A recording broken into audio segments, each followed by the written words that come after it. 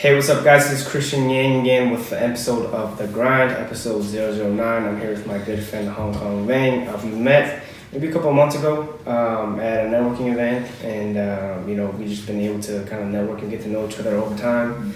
He's founder and owner of Partners Realty, co-founder. Yep. So he's doing a lot of great things in the real estate side and helping out the community and just providing a lot of value to a lot of people out there that really need it. And so I wanted to bring him on to kind of talk about his experiences and his journey through being a business owner and being in real estate, and just try to provide some value to you guys around that. So for the couple of people that don't know who you are, kind of introduce yourself and tell them a little bit about you. Yeah, well, my name is easy to remember. It's Hong Kong, just like the city. Yeah. And people always ask me, is that your legal name? And yeah, it is my legal name. So I grew up in California, and then I've spent the last 18 years here in Minnesota. So pretty much my whole life here in Minnesota now. But just like every other St. Paul kid, went to school in St. Paul, graduated from the U of M, and got a job at the county. Started my career there, or job there. And one day I just said, hey, I just got to do something different in my life. I can't be doing 8 to 5 forever. And, For sure. A buddy of mine, we got into real estate together, and a lot of it was just kind of like learning as you go. But Okay. Yeah. So you have a county job, and then you're like, I don't want to do 8 to 5 anymore. What kind of sparked that? Do you think it was just like you're just tired of it? You want to do something else? I think I did enjoy my 8 to 5 job because Sure.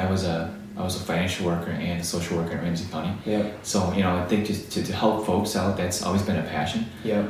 But I think what sparked was obviously, just kind of realizing that you're aging, that, Sure. now you're 21, now you're 23. Yeah. And then you kind of have to do something with your life, and then you have kids, and then you start thinking, retirement, you start thinking, college, funds. So, that kind of got me going to think, okay, I got to do something. And if you're going to do it now, you might as well do it while you're young. For sure. You still have that energy, So 100%. I think a big part of it was obviously having kids early, which got me to realize that, hey, you need to wake up. Yeah. Yeah. For sure. So how did you get into real estate? I know you're working, you're just real estate is something that, is something that might be interesting, or Sure. how did you and your friend get into that? Well, you know what? I think growing up, I always realized that it came from a poor family, and most of us can relate being at warfare, and I knew that as a kid, I needed to do something with my life. I knew that, I think you always want more, but you can't always see that end of the road. And I think what got me to think of real estate was when my wife and I, we had owned a shop at Hmong Village, and one day I was like, hey, you know what? I'm out here selling stuff, competing with a lot of, older elders, and I'm like, I shouldn't be doing this. I should be doing something, that's in a way a little scale up. It's like I should be sort of helping the community, and how do I do that? Yeah. So then this is during the market when the market fell down in 09, and I bought my first house, and I realized how much my agent made a commission off it. Yeah. Did you ask him, or what? You just kind of realized it? Yeah, I just saw it at closing. Wow, it's like she made $6,000 and I did most of the work. Yeah. And so I'd say, hey, to get my license is not a bad idea. Yeah. And I went, got my license with, my buddy and I, and we talk about flipping houses, and it's always been amazing to say, hey, we watch those TV shows and we see folks flip houses. Yeah. And so I was really amazed by it, and obviously YouTube was pretty big at that time. Okay. So that was kind of like my mentor there. Really? He was watching stuff on YouTube. Yeah. And that's kind of how I got going with figuring out what how do you rehab a house? What steps do you do? And then I think when I got my first house to sell, that's when it kind of sparked everything. So that was my next question. How did you your first? So you get your license, right? And then you go into your first sale. How did you How was that feeling? How many tries did you have to do before you got your first sale? And how did that first sale go? It was the whole picture was just your mind is just thinking about what you need to do. Your mind is just thinking what steps, what else do you need to do. You sleep and pretty much dream about the whole entire project, and it's just putting the steps into place. And I made a lot of mistakes in the first one. For sure. And I had it up during the winter market, which wasn't the best time to sell. Of course, yeah. And fortunately, I was able to sell it, and walked away, and that was the piece that made me think that, wow, it's it does work. Like the things we see and watch, I mean, it's at the end of the day, it's a numbers game. Yeah. It's just how you execute it. You know. Yeah, for sure. So, well, cool. So, you learn a lot from YouTube, just watching videos and stuff like that, and reading articles, probably, right? How long did it take for you to like be able to figure out like what worked and what didn't work? I'm pretty sure there's like a lot of different trial and error. Yeah, right? even today, I still run through a lot of mistakes that I still do, you know. And I think I mean a lot of it is based on how you build your team. I think initially in the beginning, it's more like, oh, I can do everything. You know, you start doing stuff, and sometimes you start breaking rules too, and you realize that, you know, long term wise, if you want to stay in the business for a long time, you just gotta follow the rules and do everything right.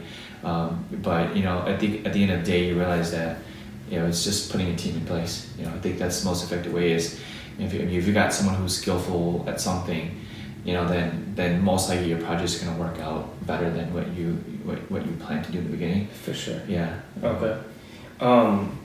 So, how long were you like working through like what do they call it? A brokerage or a different real estate brand?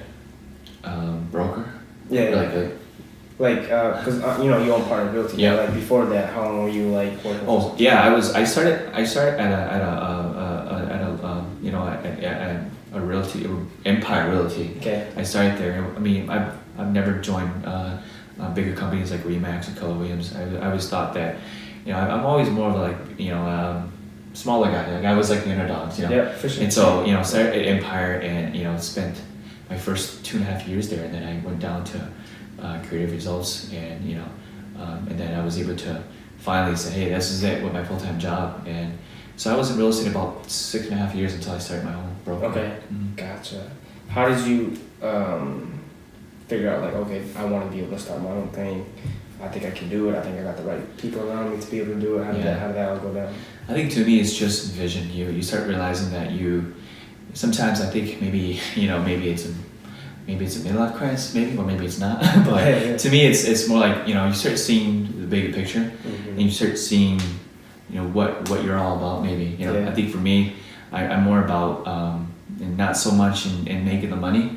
I think I'm more so much about wanting to grow, you know, to grow in a way where I can give back to the community. For sure. And so Partners Realty is all about just being a base where, you know, any kind of agents, new agents, experienced agents can come in and just kind of like build their own business. For sure, yeah. So talk about that a little bit. Obviously, that helps out the community a lot for people that want to be in real estate, or people that want to be in real estate. You get to help train them and put the right resources around them.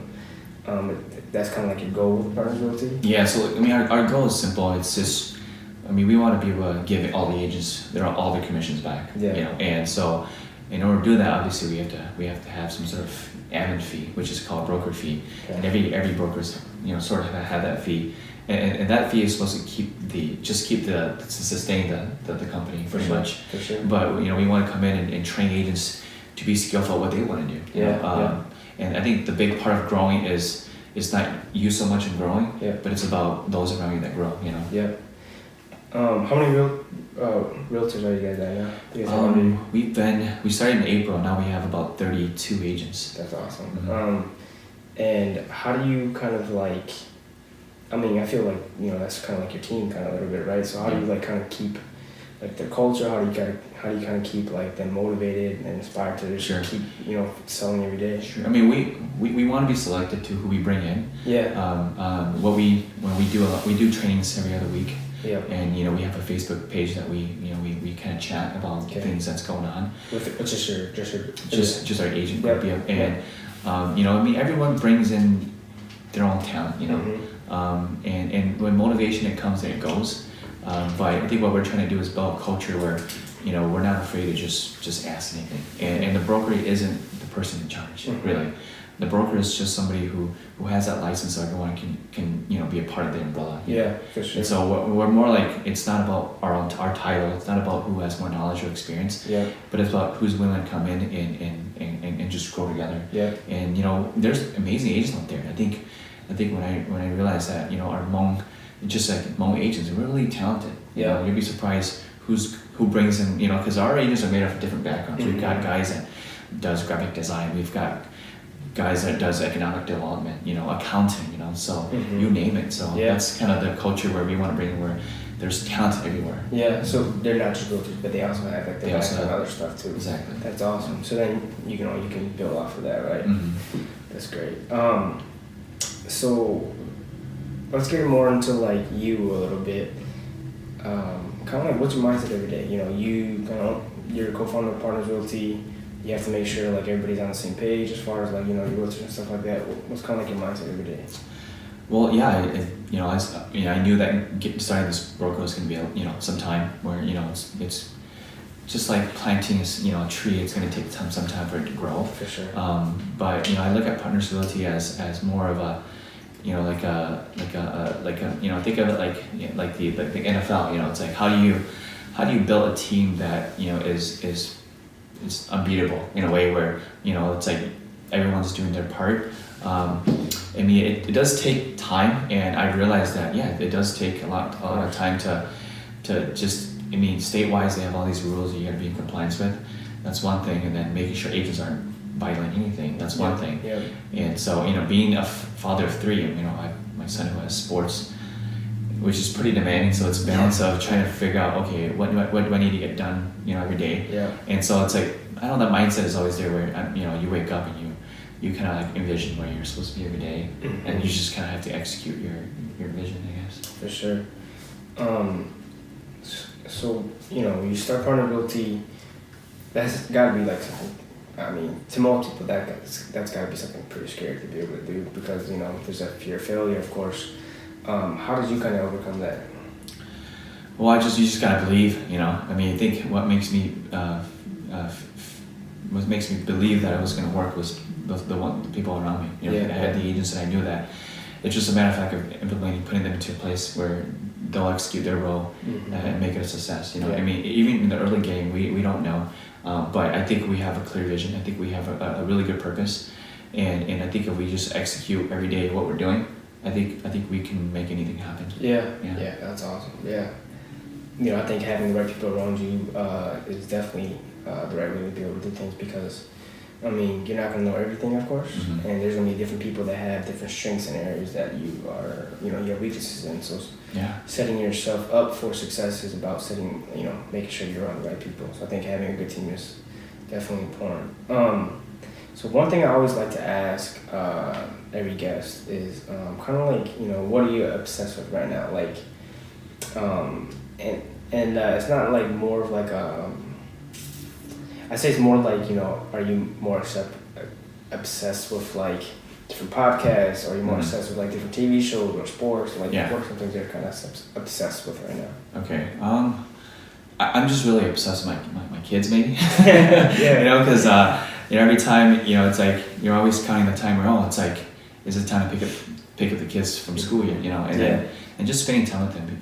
That's my big obsession. There is I have a hard time getting away from my kids. Some of my other obsessions is obviously sports, but just want to see things change out here. And I think there's so many things that's going on that's changing around where in our community. So it's like the obsession is just making sure that we all can adapt to what's changing. I think it's like with social media, with everything in today's world, it's like who knows, like anything is bound to kind of happen. So the obsession is just, in a way, it's like being ready on your feet too. I think that's right, man. I think there's a lot of change happening, and our ability to adapt is a little bit slower because we're so used to doing things the way we think that we should be doing things, and we're so like I said, we're so used to it. So I think there's a big shift in the way we communicate, and the way we will do things in the future, and the way how we'll do things.